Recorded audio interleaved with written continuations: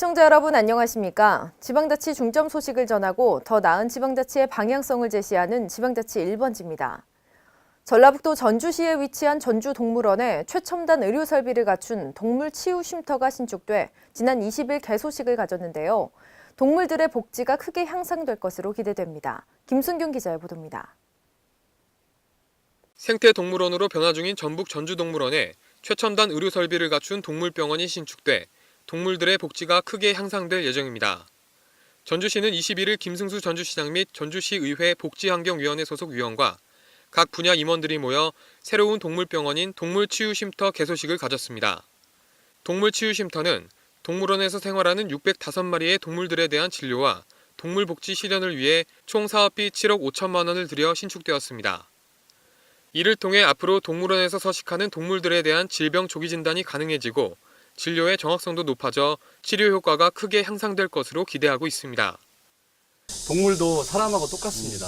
동물도 아플 때는 쉬어야 되고 또 심각한 문제가 생긴다면 치유해야 바로 되는데 그동안에 사실상의 전주동물원에는 동물들이 아플 때 치유할 수 있는 공간이 사실상 없었는데 이번에 국가 예산도 가져오고 또 시비도 투입해서 이렇게 아주 의젓한 동물 치유 쉼터를 만들게 됐습니다. 또 구제역과 조류 인플루엔자 등 동물 전염병 발생 시에도 보다 효율적으로 대처할 수 있을 것으로 예상됩니다. 전주동물원 관계자는 새로 신축된 동물치유 쉼터를 단순한 질병 치료 위주에서 벗어나 질병 예방과 동물 건강 증진에 중점을 두고 운영한다는 계획입니다. 이번 계기를 통해 생물 다양성이 살아있는 진정한 생태도시 전주로 거듭나길 기대해봅니다. K랜 김승균입니다. 대전광역시는 현재 여러 국비 사업을 추진하고 있는 가운데 예산 확보에 어려움으로 제동이 걸린 상태인데요. 권선택 시장이 시의 현안 사업을 원활하게 추진하기 위해 정치권과 손을 잡고 2017년 국비 확보에 나섰습니다. 유희광 기자의 보도입니다. 대전광역시가 산적한 현안 해결을 위해 정치권과 손을 잡고 2017년 국비 확보에 적극 나서고 있습니다. 21일 대전시청에서 열린 더불어민주당과 대전시의 예산정책협의회에서 권선택 대전시장은 갈수록 재정 상황이 열악해져 어려움이 크다고 전제한 뒤 지역 현안 사업과 국비 사업의 원활한 추진을 위해서는 지방행정에 대한 국회 차원의 지원이 절실하다고 강조했습니다. 현재 대전시는 국립철도 박물관 유치, 도시철도 2호선 트램 건설 등의 지역 현안 사업과 외삼에서 유성 복합터미널 연결도로 건설 등의 국비 사업을 추진하고 있는 가운데 예산 확보에 어려움을 겪고 있는 나머지 조속한 사업 추진에 제동이 걸린 상태입니다.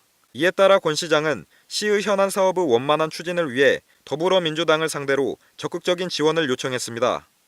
이에 우상호 더불어민주당 원내대표는 대전시는 민선 6기 출발 이후 현장 중심의 행정을 통한 괄목할 만한 성장을 이뤘다며 대전시가 건의한 현안 해결과 국비 확보를 위해 적극 노력하겠다고 말했습니다.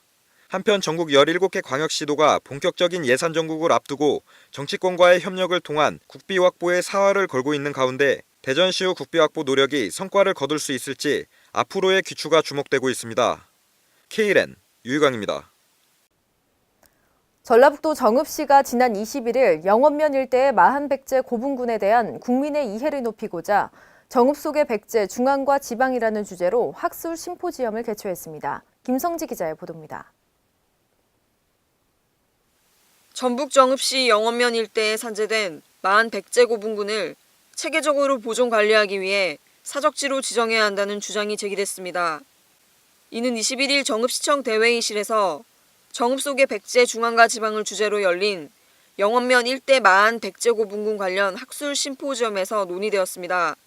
이날 토론자로 나선 서진문화유산 박세웅 씨는 정읍 영원면 일대의 천태산 서쪽 산자락에 위치한 은선리 고분군은 양호한 유적 상태나 주목할 만한 학술적인 연구 성과들로 미뤄보아 사적지 수준의 가치 부여가 가능하다며 사적지 지정을 주장했습니다.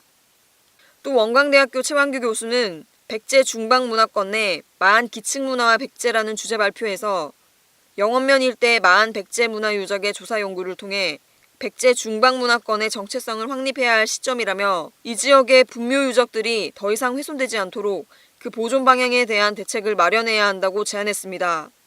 K랜 김성지입니다. 충청남도가 요트 항로를 새롭게 개발해 충남 레포트 드림라인을 구축합니다. 지난 20일 2030년까지 단계적으로 총 1,400척 규모의 마리나 10개를 조성하는 사업 구상안을 발표했습니다. 이로써 마리나 항만 조성을 위한 본격적인 사업 추진에 들어갑니다. 유희광 기자의 보도입니다. 레포츠 드림라인 구축을 목표로 하는 충청남도 마리나 조성 사업의 초안이 공개됐습니다. 도는 20일 3대 목표, 6대 전략, 18개 과제가 포함된 충남 마리나 항만 개발 구상안을 발표하고 마리나 항만 조성을 위한 본격적인 사업 추진에 들어가게 됩니다. 도는 2030년까지 당진 외목, 장고항을 비롯한 서산 장리, 보령 원산도에 요트 200척 이상을 수용할 수 있는 대규모 마리나 항만 등 서해 6개 시군에 총 1,400척 규모의 마리나 10개를 단계적으로 조성할 계획입니다. 특히 청도 1000km, 다롄 961km, 항저우 1656km를 충남 최서단에 위치한 경렬비열도와 연결해 중국 관광객 유입에 총력을 기울일 예정입니다. 또 당진 외목과 장고항에 해변을 배경으로 한 대형 조형물을 설치해 랜드마크화하고 중국과의 거리가 가까운 지리적 특성을 활용해 요우커 유치에 적극 나서게 됩니다. 이 밖에도 서산장리 마리나에 최대 시속 200km로 해수면 위를 달리는 위그선을 투입해 중국인들의 마음을 사로잡을 예정입니다. 한편 도는 미래 성장 동력으로 평가받는 마리나 조성 사업을 위한 수요자 대응형 발전 방안을 마련해 다양한 투자를 이끌어낼 계획입니다. K랜 유희광입니다. 전북 지역에서 추진되는 주요 국책 사업에 대해 정부가 지방비 부담을 요구하고 있어 전라북도의회가 지역 차별적 요구라며 반발에 나섰습니다. 전라북도의회 행정자치위원회는 지난 20일 기자회견을 통해 지방비 부담 요구에 대한 지역차별 중단과 함께 지역 균형 발전을 우선 고려할 것을 촉구했습니다. 김성지 기자의 보도입니다. 전북도의회가 국가사업으로 추진하기로 했던 사업에 대해 정부가 지방비 부담을 요구하는 것은 부당하다고 주장했습니다.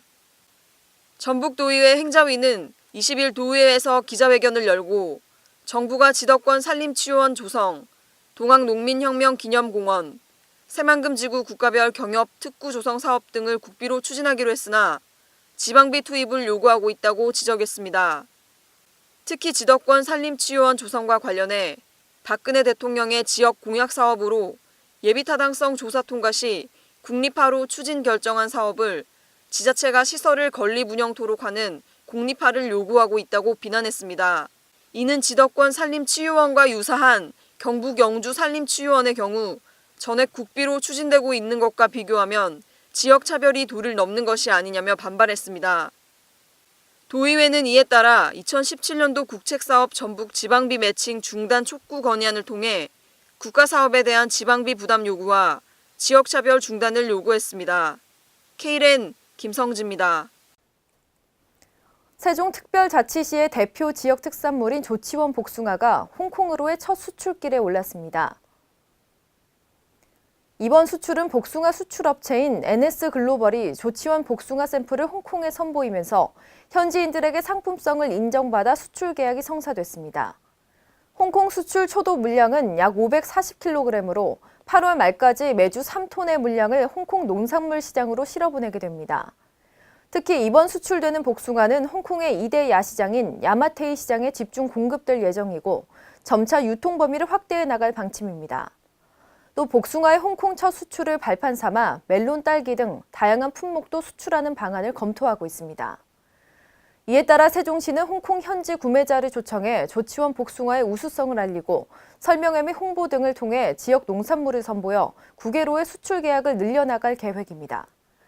한편 세종시는 조치원 복숭아의 중점 출하 시기에 생산된 신선한 복숭아를 수출하게 되면서 현지의 뜨거운 관심을 얻어낼 것으로 기대하고 있습니다. 행정자치부가 오늘부터 정부 3.0 국민 맞춤형 서비스 시책의 일환으로 문서 24 서비스를 시작합니다. 지금까지는 공문을 제출하려는 국민은 정부 청사를 방문하거나 우편을 통해서만 제출하도록 돼 있었는데 앞으로는 온라인으로 공문을 제출할 수 있습니다. 국민의 편의성과 공무원의 업무 효율성이 높아질 것으로 보입니다. 앞으로는 주민등록증을 발급 또는 재발급 받을 때 진행 상황을 휴대전화 문자 메시지로 확인받을 수 있습니다. 또한 주민등록증 발급 시 스캐너를 통해 지문을 등록하는 등 발급 절차가 대폭 간소화됩니다. 행정자치부는 이러한 내용을 담은 주민등록법 시행령 및 시행규칙 개정안을 마련해 오늘 입법 예고했습니다. 고용부와 행자부, 복지부, 여가부 등 관계부처는 인천시와 함께 일자리 복지 서비스를 한 곳에서 제공하는 인천 고용복지 플러스 센터를 인천시 남동구에 열었습니다. 인천 고용복지 플러스 센터는 인천광역시 일자리센터가 참여하는 최초의 광역형으로 기존의 인천 고용센터 관할 기초자치단체를 포함해 인천시 전체를 포괄하는 취업 지원 서비스를 제공하게 됩니다. 이상으로 지방자치 1번지를 마칩니다. 시청해주신 여러분 고맙습니다.